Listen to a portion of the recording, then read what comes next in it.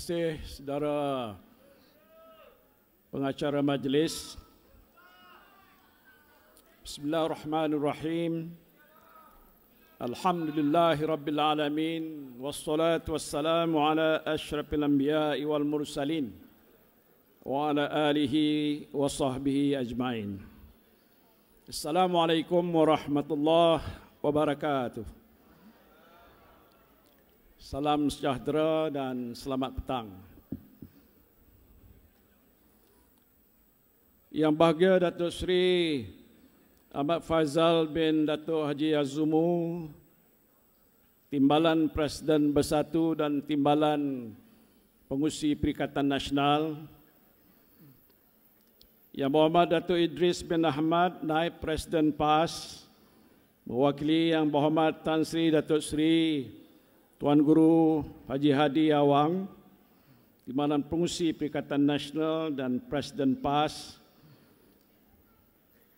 Yang Berhormat Datuk Azmin Ali, Pengurusi Perikatan Nasional Negeri Selangor, Datuk Parameswaran Anak Lelaki Ganason, Naib Presiden Gerakan, mewakili Datuk Dominic Lau, Timbalan Pengurusi Perikatan Nasional, yang berbahagia Datuk Seri Rina Harun, Ketua Wanita Perikatan Nasional Pusat,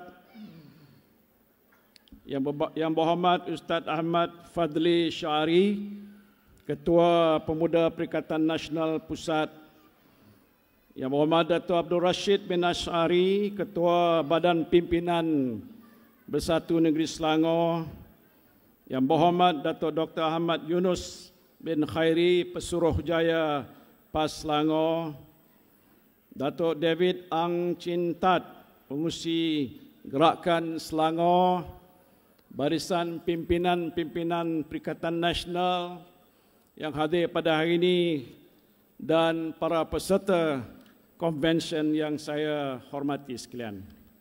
Apa khabar semua? Nampak masih bertenaga walaupun dah sampai hampir ke penghujung konvensyen pada petang ini. Terima kasih saya ucapkan. Pastinya hari ini adalah satu hari yang amat penting bagi kita semua, khususnya di negeri Selangor ini. Kerana konvensyen yang diadakan oleh Perikatan Nasional hari ini ialah antara lain untuk mengatur strategi dan gerak kerja Perikatan Nasional di negeri ini untuk menghadapi pilihan raya negeri yang akan tiba tidak berapa lama lagi. Dewan Undangan Negeri sudah pun terbubar beberapa hari yang lepas. Pentingnya perkara ini diberikan perhatian oleh saudara-saudari sekalian, tidak lain dan tidak bukan kerana kita mahu menentukan hala tuju negeri Selangor untuk tempoh 5 tahun ke hadapan ini. Dan kita tahu bahawa negeri Selangor adalah antara negeri yang dikatakan paling maju. Dan disebutkan itu bukan kerana nak sebut kerajaan hari inilah yang meletakkan negeri Selangor berada di tahap yang paling maju, tetapi sejak zaman masa-masa yang lampau, termasuk waktu Datuk Azmin Ali menjadi Menteri Besar Negeri Selangor, Selangor juga telah pun diiktiraf antara negeri yang termaju di Malaysia. KDNK Negeri Selangor pada tahun 2021 ialah 343 bilion ringgit nilainya. Ia ini 24.8% daripada KDNK negara kita, iaitu dikira sebagai penyumbang terbesar. Satu buah negeri saja menyumbang 24.8% daripada KDNK Malaysia. Kita tahu bahawa Selangor sudah pun melalui satu proses pembangunan yang agak boleh dikatakan berjaya, sehingga dia antara negeri yang paling membangun dari segi urbanisasinya. Bandar-bandar yang telah pun dimajukan sejak tempoh berpuluh tahun yang lepas telah pun dapat memberikan sumbangan ekonomi yang besar, bukan saja pada penduduk di sini, tetapi juga pada penduduk dan juga rakyat kita yang ada di negeri-negeri yang lain. Dengan jumlah penduduk hari ini 6.9 juta, dia tentulah memerlukan satu penyediaan program-program perumahan. Dikatakan perumahan mampu milik. Walaupun ada yang berkata hari ini mampu tengok sahaja. Itu satu hal yang agak penting yang tidak boleh dinafikan oleh sesiapa pun. Memerlukan satu sistem pengangkutan awam yang efisien, yang cekap. Dapat juga menyediakan bekalan air bersih yang juga lengkap di semua pelosok negeri Selangor. Pengurusan sampah dan juga kemudahan-kemudahan kesihatan yang seharusnya sudah sampai ke satu tahap yang antara yang terbaik di Malaysia. Kedudukan soal penyediaan kemudahan-kemudahan pendidikan untuk anak-anak Selangor dan anak-anak Malaysia yang belajar di negeri Selangor. Sistem jalan raya yang cekap dan juga mencukupi. Ini antara perkara-perkara yang pastinya menjadi perhatian dan tumpuan bukan saja oleh warga Selangor, tetapi oleh seluruh rakyat Malaysia. Tentu juga antara isu yang paling utama yang sekarang ini sudah mula terdengar, walaupun kita lihat Selangor sudah dikatakan antara yang termaju, ialah masalah yang ada kaitan dengan isu alam sekitar, the question of environment. Yang ini sudah pun menjadi salah satu daripada isu besar yang sedang pun dihadapi oleh penduduk-penduduk yang ada di negeri Selangor. Saya juga tidak nafikan di negeri lain pun isu yang sama ada, tapi khusus di Selangor kerana dia kawasan yang dikatakan sudah agak lebih maju berbanding dengan negeri lain, maka permasalahan yang berkaitan dengan isu alam sekitar ini seharusnya diletakkan sebagai salah satu agenda utama untuk menentukan kelestarian proses pembangunan Selangor ini tidak akan terjejas untuk tempoh masa yang akan datang. Saya sebutkan ini antara perkara-perkara yang penting untuk diberikan perhatian. Saya tidak nafikan hal ini mungkin sudah pun diberikan perhatian oleh pentadbiran yang ada pada hari ini.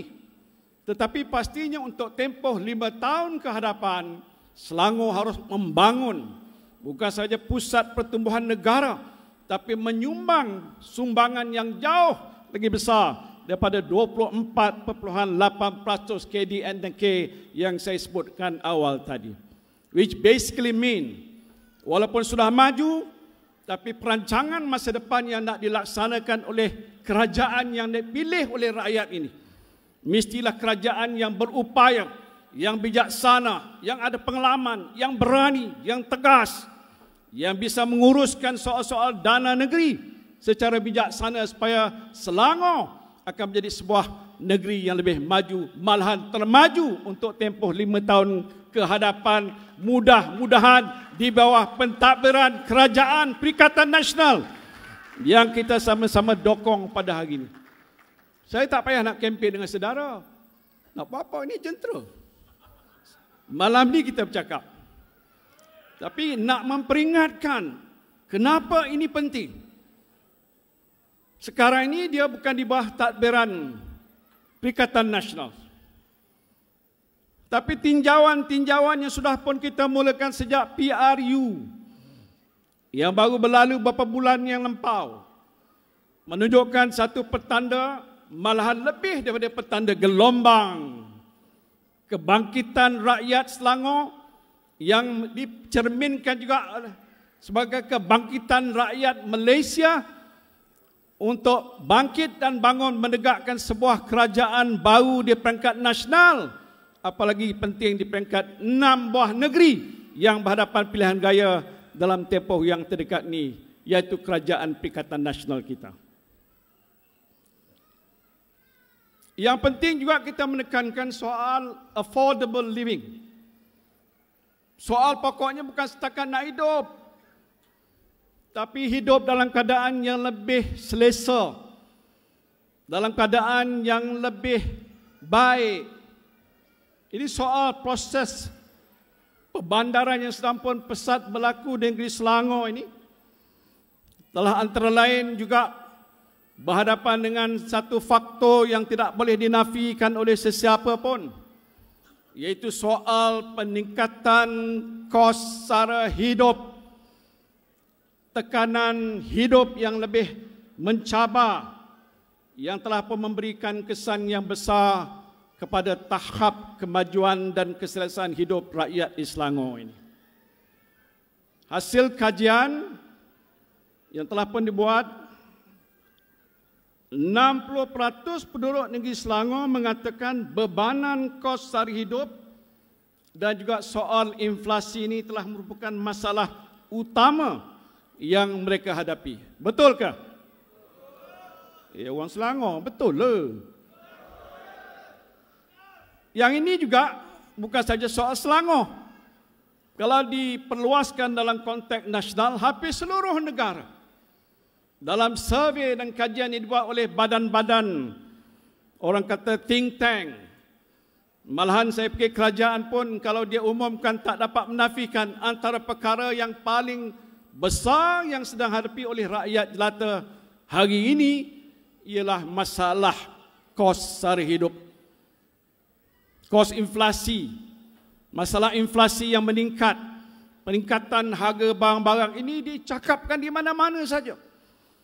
Saya baru balik daripada Pagoh, kawasan saya, nak meneruskan tradisi sumbangan untuk korban sempena Idul Adha. Soal yang sama. Takkan boleh banding Pagoh dengan negeri Selangor. Patut Selangor sudah lebih maju, orangnya agak lebih berada, tak akan tertekan dengan masalah harga barang yang melambung, daging melambung, sayur melambung, ikan termenung dulu pun. Zaman satu ketika dulu ikan tu termenung dekat pasar, tak ada siapa nak beli. Hari ini jangan cari ikan termenung, dia tak termenung lagi. Dia terpaksa dia beli kerana itulah antara ikan yang paling murah. Di Pagoh saya tanya berapa sekilo? RM12. Dulu RM3 pun tak ada orang nak beli. Tapi apa nak buat? Banding dengan harga 1 kilo daging lembu, berapa? 42 RM sekilo. Waktu saya jadi Menteri Perdagangan Dalam Negeri dulu, RM18 sekilo. Itu zaman dulu, Tan Sri, tak dulu pun sangat. Tapi sudah meningkat berkali-kali ganda. Siapa yang kita nak salahkan? Ya. PMX. Ya, dia Perdana Menteri, dia bertanggungjawab. Dia tak boleh naik atas pentas ni dengan dia.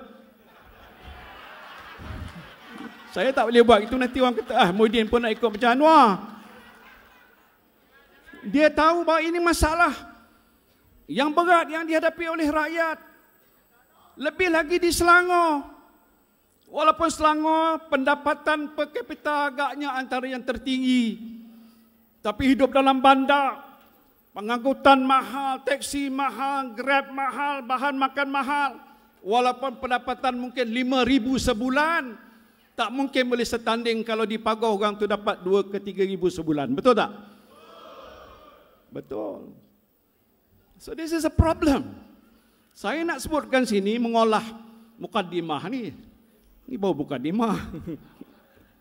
Untuk menyedarkan saudara sebagai jurubicara yang nanti akan turun ke setiap lapangan yang ada di seluruh pelosok negeri Selangor, baik kampung apa, PDM apa, kita akan jelajah ke seluruh pelosok tanpa meninggalkan seorang pun mengundi.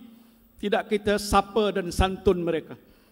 Tetapi kalau santun mereka, kita nak beritahu, we understand, this is your problem. Betul tak? Dia akan kata betul. Pasti dia tahu, kalau PN datang, pilihan gaya ni kita masuk dalam pemilihan di semua don-don ini, mereka nak tanya, kalau kita menang, kita nak buat apa? Takkan kita kata kita ikut apa yang kerajaan sekarang buat. Kita ada perancangan. Itu akan nanti dijelaskan waktu mana kita siapkan manifesto.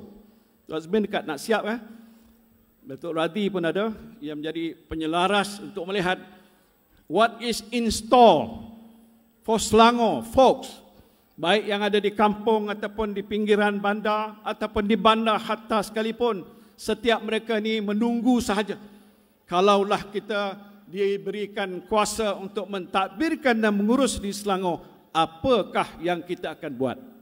Ini message yang saya minta saudara-saudara bila turun sampai ke mana-mana sekalipun selepas ini, menjelaskan kita ada perancangan yang lebih teliti. Kita tidak seperti kerajaan PHBN yang ada pada hari ini, yang juga waktu dulu telah pun menggerakkan manifesto, janji yang telah dibuat oleh kerajaan ataupun parti waktu itu untuk membela nasib orang rakyat Malaysia, tapi hari ini satu pun yang dijanji sampai hari ini dah lebih daripada 7 bulan tidak dapat dilaksanakan. Itu tempoh yang lama. Biasa kerajaan bila ternaik, biasa di mana-mana pun orang bagi dia 100 hari yang pertama. What has this government do for the last 7 months? Itu persoalan yang belum terjawab sampai hari ini pun. Dia baru panggil untuk bincang-bincang, saya dengar. Bincang apa? Patut hari ini dah menang. Kalau hari ini saya jadi Perdana Menteri, harga minyak akan turun. Itu Datuk Azmin lebih banyak mana nak mengolah itu. Bukan soal itu saja, hal-hal yang lain. Sampai hari ini pun tak terbukti apa yang telah pun mereka janjikan, mereka tunaikan. Tetapi kita, Perikatan Nasional, waktu kita mentadbirkan negara dulu, entah macam mana ditakdirkan Allah mengangkat kita, khasnya saya sebagai Perdana Menteri, kita tak jangka bahawa ada musibah besar melanda dunia ini, katakan COVID-19. Tak ada kitab dan buku rujukan yang boleh kita gunakan sebagai sandaran tentang bagaimana nak menguruskan masalah musibah COVID-19. Tapi kita pikul amanah dan tanggungjawab. Bukan soal masalah life ataupun nyawa manusia, masalah livelihood yang kita bincangkan terkesan. Tidak ada aktiviti ekonomi yang boleh jalankan. Makcik Kia, Pakcik Saleh yang jual mi kolok tak boleh berniaga. Sebahagian besar mereka diberhentikan ataupun terpaksa dikurangkan penjagaan. Dan pelbagai-bagai lagi yang berlaku. Kita terpaksa menguruskan life, kita juga menguruskan soal livelihood, nyawa dan kehidupan. Sebab itu orang kata elok fikir masa zaman PN sedikit sebanyak kita bantu. Tapi hari ini apa ada? Jadi bagi peluang pada kita sekali lagi kita buktikan. Kita mampu buat, laksanakan walaupun keadaan yang sekali begini sukar. There must be a way. Dan kita PN adalah sebuah parti gabungan yang bertekad nak cari jalan bagaimana nak membela nasib rakyat, menangani masalah-masalah kos sara hidup, bebanan yang dihadapi oleh rakyat jelata di semua peringkat. Mesti ada kesungguhan. Jangan menari di atas pentas, rakyat di bawah menderita. Betul tak? Itu di peringkat negeri Selangor, tapi peringkat nasional kita tahu, saya sebutkan tadi, dia juga relevan. Ini soal OPR. Kata nak naik lagi, bebannya akan jadi besar. Kalau 1 bulan kita bayar kos hutang bank tah 500, dengan kenaikan tu dah naik 600, 700 ringgit sebulan. Mana nak cari duit? Kalau susah-susah pun orang kampung dulu, macam saya duduk di kampung dulu, masa zaman muda, di belakang rumah saya ada hutan belantara. Kalau tak ada cukup apa pun, kita pergi ke hutan, cari pucuk paku. Tahu tak pucuk paku? Ataupun cari cendawan tekukor. Tahu ke cendawan tekukor, orang bandar? Tak pernah tengok apa. Makna bila jatuh pokok getah yang dah tua tu, atas tu nanti akan hidup cendawan-cendawan kering. Kita ambil begitu, cuci bersama baik-baik, hantar balik ke rumah, mak akan masak dengan sedapnya. Cendawan masak santan apa dengan cili padi. Masuk ikan kering, cukup itu saja cukup. Itu waktu dulu. Dekat bandar di Kuala Lumpur ataupun di Shah Alam, ni mana ada hutan belantara? Pokok getah pun tak ada dekat sini. Nak tombang, nak cari ikan cendawan tekukor jauh sekali. Maknanya kehidupan zaman pembangunan hari ini akan lebih mencabar untuk survival kita. Dan itu memerlukan kebijaksanaan kerajaan yang bukan saja tahu, tapi tahu mencari jalan untuk menyelesaikan masalah rakyat. Dan kita boleh bagi jaminan pada rakyat Selangor, bila kita ambil alih tadbir Selangor, kita buat apa yang terbaik untuk mereka.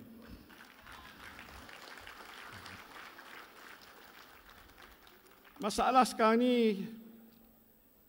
tak payah nak saya sebutkan, memang banyak. Satu, isu pentadbiran kerajaan di peringkat pusat. Ramai ahli bombat pun bahas. Di Parlimen, di peringkat Dewan Negeri pun membahas. Tapi seolah-olah tak ada satu hala tuju yang jelas. Bukan begitu. Kita tak nampak hala tuju yang jelas. Sebab itu penting bagi kita yakin pada rakyat, beri peluang kepada kita di Selangor. Kerana bila Selangor berubah, bermakna sudah ada satu petanda baik bahawa seluruh 6 buah negeri juga akan menang Perikatan Nasional untuk berkuasa di negeri-negeri itu. Dan diberitahu oleh banyak rakan-rakan saya, kita nak gunakan ini sebagai satu referendum. Mulakan dengan Selangor.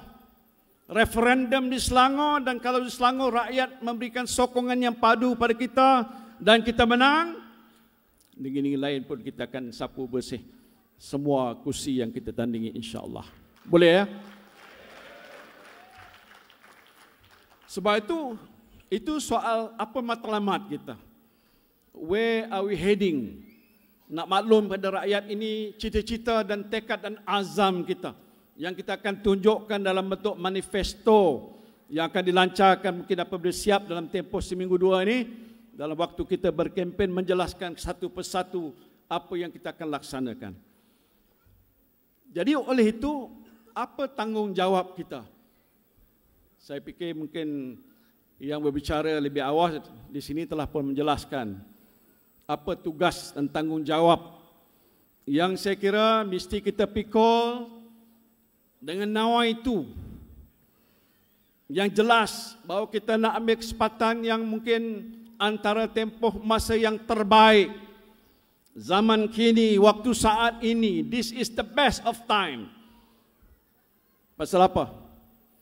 Sudah kita lihat gelombang tadi. Waktu PRU kita sudah lihat gelombang. Walaupun kita parti seperti Bersatu ni baru, gabungan PN pun baru, kita sudah memenangi 78 kursi parlimen. Cuma ada 4 di Sabah tu, lepas tu dia flip sikit, tak apalah. Sedang dibicarakan nanti insya-Allah di mahkamah. Dan gelombang yang saya sebutkan akan terus menerus dalam PN ini. Jadi sebab itu untuk kita mengambil kesempatan dalam situasi yang begini baik, pertamanya tidak lain ialah soal mengukuhkan semangat kerjasama dan perpaduan sesama kita. Itu tak boleh bertolak ansur. Baik kita ni bersatu, baik kita ni PAS ataupun gerakan, kita dalam satu gabungan atas nama Perikatan Nasional, yang ini menjadi keutamaan kita. Boleh ke tidak? Mesti boleh. Pasal apa? Kita sudah, orang kata, bertekad dan berazam, kita dah tunjukkan bukti hasil daripada kerjasama yang telah pun kita jalinkan awal-awal waktu kita membentuk Perikatan Nasional Ialah Kemenangan kita dalam PRU yang baru lalu. Sekarang ini diulang untuk PRN di 6 buah negeri. So the question of solidarity, cooperation, perpaduan, unity itu utama, dan ini saya harus tekankan untuk menentukan kesan daripada kerjasama dan perpaduan itu membolehkan jentera kita bekerja dan berfungsi dengan cara yang paling licin dan lancar. Macam mana nak licin dan lancar? Mana kerjasama semua pihak. Dalam mana-mana peringkat jentera kita, baik yang ada di peringkat negara, di peringkat negeri, di peringkat bahagian ataupun kawasan, di peringkat pusat daerah mengundi, di semua peringkat. Tak ada isu yang berbangkit yang boleh menyebabkan halangan dan rintangan untuk kita mencapai niat dan cita-cita kita itu. Alhamdulillah kita dah umumkan bahawa kita dah selesai rundingan kursi kita. Saya nak ucap terima kasih pada pimpinan tertinggi daripada Parti PAS, Gerakan dan Bersatu yang duduk berunding. Saya sedar bahawa bukan mudah untuk berunding, tapi alhamdulillah dalam halangan dan rintangan sedikit yang kita hadapi, akhirnya telah pun dapat kita selesaikan. Tugas kita di peringkat Negeri Selangor, terimalah seada-adanya. Semua mendapat orang kata perhatian, ya, semuanya telah pun dipertimbangkan, dan yang telah tercapai itu ialah satu keputusan yang telah diterima oleh semua pucuk pimpinan tertinggi. Maka di peringkat Selangor kita terimalah seada-adanya. Biarlah kalau nak cakap pun adalah Bersatu tak puas hati ke, PAS tak puas hati ke, ataupun Gerakan kecewa ke, biasalah. Tetapi akhirnya kita memikirkan kepentingan parti, kita setuju dan terima keputusan telah ada. Beberapa hari lepas saya pun telah menandatangani yang mengutamatkan pembahagian kursi. Tan Sri Hadi pun ada, Datuk Dominic Lau pun ada. Tiga kita bersama dengan rakan-rakan kita yang lain telah pun dimeterai dan disaksikan bersama, dan akhirnya telah pun selesai dan kita telah umumkan. Di peringkat Negeri Selangor, saya fikir sudah pun muktamad sebenarnya lebih awal daripada setengah negeri lain. Saya ucapkan terima kasih dan tahniah pada semua pimpinan parti, terutama di peringkat kawasan ataupun di peringkat parlimen yang telah pun orang kata terlibat dalam proses rundingan, dan dengan cara begitu terima keputusan yang telah pun dibuat oleh pucuk pimpinan parti. Selepas ini nanti apa dia? Soal pemilihan calon. Perkara ini patut saya tak payah sebut. Tapi kadang-kadang walaupun di peringkat pembahagian kursi telah selesai, akan tiba masanya nama-nama yang sesuai untuk dicalonkan sebagai calon-calon itu akan diminta oleh pimpinan. Bersatu dah minta, saya fikir PAS pun dah mula dan Gerakan pun begitu juga, bukan? Selangor pun saya dah awal-awal dah terima. Yang resmi terima, yang tak resmi pun terima. Al-maklumlah. Tetapi kita ada sejumlah kursi yang terbatas bagi semua parti. Kita ramai tokoh, ramai calon yang berkelayakan. Dan dalam kajian kita untuk Selangor khususnya, yang telah pun kita teliti bahawa ini antara faktor selain pada soal parti yang dipertimbangkan oleh pengundi ialah soal calon yang berkelayakan. Itu saya ingat dalam pembentangan tu. Calon yang berkelayakan ini akan menjadi asas pertimbangan pengundi-pengundi tentang mereka hendak menyokong ataupun tidak menyokong parti kita menerusi calon kita itu. Tetapi pokoknya apabila pucuk pimpinan sudah memutuskan inilah calonnya, wajar, malahan hukumnya wajib. Wajib apa ini? Syar'i kah? Wajib terima calon itu. Saya nak tanya orang Selangor, boleh tak begitu? Terima sahaja siapa calon yang dinama dan diputuskan oleh pucuk pimpinan parti. Orang Bersatu setuju? PAS setuju? Gerakan? So what's the problem? Maknanya bila diumumkan nanti pastinya pada tempoh masa sebelum hari penamaan calon. Yang itu akan pasti secara rasmi akan diberitahu siapanya. Sekarang ini selepas diselesaikan dengan pemilihan oleh parti sebelum hari penamaan calon, kalau kita kata kita sudah bersetuju hari ini tanpa soal jawab, calon ini dah boleh ke depan, dah boleh turun ke bawah, perkenalkan diri. Kerana kalau hari penamaan calon itu diadakan, kita hanya ada 2 minggu tempoh. 2 minggu tempoh untuk perkenalkan calon kalau di Selangor ni. Dengan satu kawasan mungkin berapa? 100,000 ke 200,000, saya tak tahu pengundinya. Bagi satu-satu kawasan, masa yang dia ada adalah amat terhad dan terbatas. Bila sampai pilihan raya, orang tanya, siapa calon? Ada, mana dia? Itu poster. Poster tak mau. Nak tengok dia punya wajah. Kalau handsome lah, cantik-cantik, ataupun kurus, ataupun langsing dan sebagainya. Lebih lagi soal watak dia, kewibawaan dia. Saya tak payah lecture ni lah, tapi saya sebutkan itu antara pertimbangan yang mestinya akan dibuat oleh pihak pengundi untuk mengatakan ini calon yang terbaik. Dan kita nak menunjukkan bahawa kita telah membuat satu keputusan yang tepat untuk menamakan calon dan tidak ada persoalan bangkit di kalangan kita tentang soal itu. Ini memudahkan supaya pengundi akan memilih siapa saja yang telah pun dikemukakan sebagai calon. Tapi dalam pilihan raya sudah tahu yang penting ialah pengundi. Voters are king. Raja. Mereka adalah pemutus sama ada kita menang ataupun kita kalah.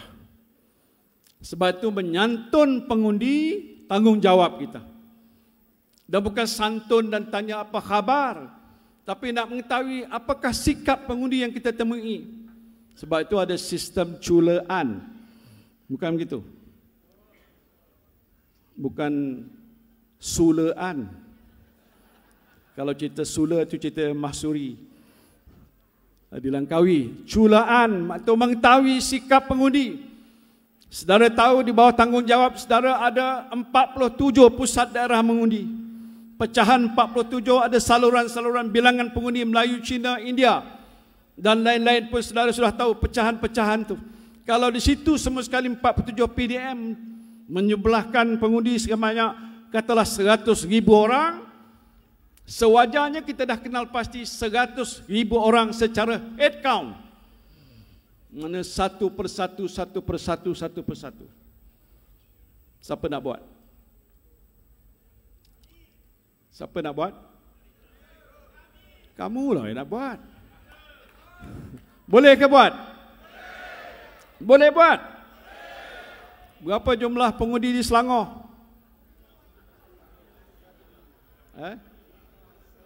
3.7 million.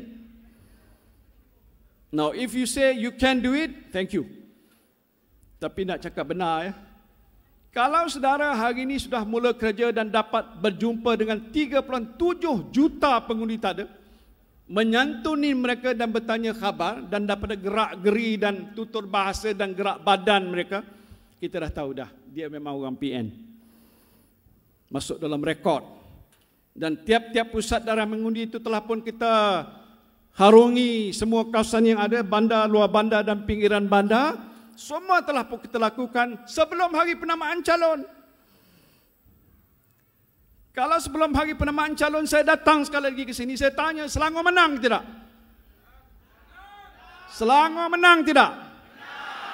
Selangor baru? Selangor baru? Selangor baru? Ya, saya diberitahu itu war cry kita. Bagus tu. Selangor baru. Selangor baru. Selangor baru. Betul-betul bangkit. Tadi tak bangkit. Saya sebutkan begitu, ini benar. Saya dah hampir 40 lebih tahun mengetuai jentera. Zaman-zaman jahiliah saya ketua. Zaman separuh jahiliah. Dan sekarang ini zaman apa? pilihan gaya kecil, pilihan gaya negeri, pilihan gaya besar. Kata orang Muar. Jadi jangan temberang pada saya. Tetapi apa yang saya nak sebutkan ni, kalau kita tahu itulah cara yang terbaik. Hari penamaan calon tu, walaupun calon tu belum masuk sebagai calon, kita dah tahu dah. Kawasan mana? Gombak, apa nama kawasan?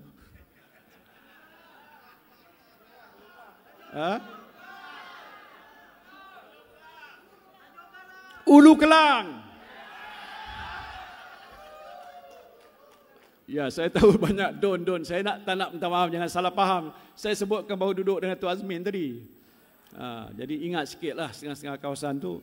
Tapi banyak, kita ada berapa puluh kawasan? 56. Tiap-tiap yang ada sini sudah dibagikan tugas bahagian mana, jaga apa. Lepas dibantu oleh kawan-kawan kita yang datang daripada negeri-negeri yang tidak ada PRN. Oh, ini cukup hebat. Tapi jangan datang sini sebagai pelawat atau pelancong. Buat kerja. Kalau itu kita laksanakan, saudara, garantilah kita menang. InsyaAllah kita menang. Pasal kita dah tahu dah. Kalau pada hari penamaan calon, bukan hari nak mengundi, you have say 14 days before that, you dah tahu dah. Status PDM ini dalam DON ini, sejumlah ini, kita dah baca dah.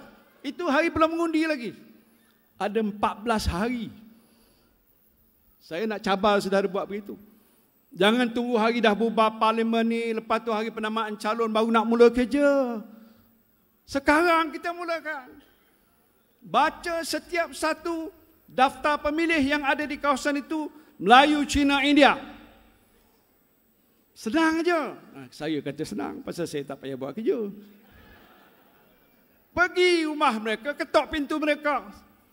Biasa yang sambut tu ada orang penghuni dalam tu, sama ada suami ataupun isteri.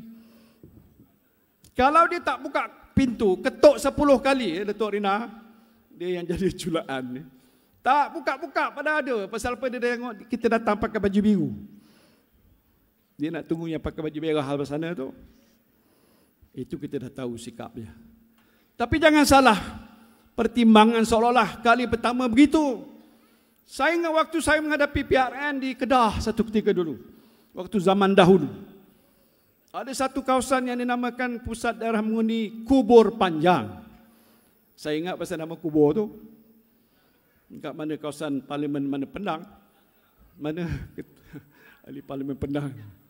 Ya. Jadi kami datang daripada Johor. Konon orang Johor ni tak berapa biasa sangat dengan kawasan-kawasan PAS ni, pasal PAS tak banyak waktu itulah. Jadi bila dia kata, oh ini kawasan ni memang hitam lah, Tan Sri tak boleh. Tapi tak apalah, pasal kami Johor tu dah bertanggungjawabkan tu. Kita pergilah, ketuk pintu. Dia buka pintu. Lepas tu dia bentang tikar. Lepas tu bagi minum. Tanya dia, dulu saya dengar kawasan ni kawasan gelap. Minta maaf lah, bukan nak burukkan PAS. Cerita zaman dahulu tu. Menjahiliah. Oh, dia kata waktu itulah kerana kawasan kami ni nak minta supaya jalan depan rumah ni hok ditarkan sedikit. Tapi dia tar sampai tepi sana je, kat rumah saya tak sampai. Itu aja masalahnya. Tak apalah, kita cari jalan, kita bantu. Kawasan tu kita menang lepas itu. So jangan kita buat satu keputusan awal-awal mengatakan, kawasan ni kawasan gelap, kawasan ni kelabu, maka kita tak payah pergilah, dia gelap selama-lamanya. Terutama sekarang ni lah kalau ikut rekod lepas kawasan UMNO. Oh, UMNO kuat. Dulu. Sekarang UMNO dah jadi apa? UMNO di bawah Zahid Hamidi dah hancur dia buatnya. Saya ni timbalan Presiden UMNO dulu. Tenang keluar pasal saya bangkitkan isu 1MDB. Orang tak percaya, tapi tengok apa dah jadi. Datuk Seri Najib masuk penjara. Waktu itu, kalau kata kawasan itu kawasan UMNO, totok UMNO. Bila sebut soal DAP, perang. Macam nak perang fisabilillah. Pasal musuh, daripada dahulu sampailah patut sekarang. Tengok hari ini dah berubah. Pasal Zahid nak melepaskan diri daripada masalah dia. Mungkin cara yang boleh menyepahkan dia ialah kerajaan Madanun yang ada hari inilah hok boleh tolong dia lepas daripada penjara ke hukuman mahkamah. Saya tak nak campur soal itu. Orang-orang UMNO yang dulu, yang memang kita tidak akan berganjak, macam juga kita dalam PAS begitu, kita tidak akan lari dan tinggalkan parti kita Perjuangan, itu sudah jadi sebati dengan hidup kita. Hari ini sudah pun ramai yang meninggalkan UMNO. Pemimpin-pemimpin besar, pemimpin sederhana, pemimpin kecil, bawahan. Dia ada dua cara. Satu, declare open to support Perikatan Nasional. Terima kasih Tok Nur Omar apa semetan sini. Ini antara tokoh-tokoh yang banyak yang saya tak payah sebut ke sini. Yang lain kata dia tak akan keluar dulu, tapi dia tetap sokong Perikatan Nasional. Tak apa. Jangan paksa dia suruh masuk mana-mana parti itu, tak apa. Tapi asalkan dia sokong. Dan saya percaya kali ini sebahagian besar mereka yang menyokong UMNO dahulu akan meninggalkan UMNO dan menyokong Perikatan Nasional, insya-Allah. Jadi walaupun dalam peta di bilik gerakan kita tu warnanya agak hitam, itu peta dulu. Tapi kalau kita tinjau balik ke bawah dan lihat keadaan sebenarnya, sudah banyak berubah. Kawasan-kawasan yang dulu kita kira 55% Melayu, 45% bukan Melayu, kita kalah. Hari ini saya kira kalau kita ambil pertimbangan perkembangan sikap pengundi yang terbaru, kita boleh menang. Sebab itu kita jangka Selangor ni, insya-Allah kita boleh menang.